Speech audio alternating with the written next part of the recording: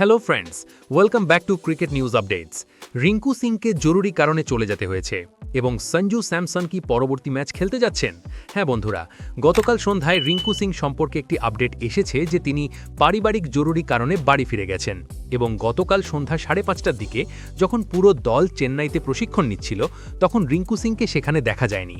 BCCI থেকে তার প্রশিক্ষণ অনুপস্থিতির বিষয়ে কোনো আনুষ্ঠানিক বিবৃতি দেওয়া হয়নি, তবে তার চলে যাওয়ার কারণ বলা হচ্ছে যে রিঙ্কুর বাবা গত 1 বছর ধরে এনসিআর অঞ্চলের একটি মাল্টি স্পেশালিটি হাসপাতালে ক্যান্সারের চিকিৎসাধীন ছিলেন, কিন্তু গত কয়েকদিন ধরে তার স্বাস্থ্যের আরও অবনতি হয়েছে।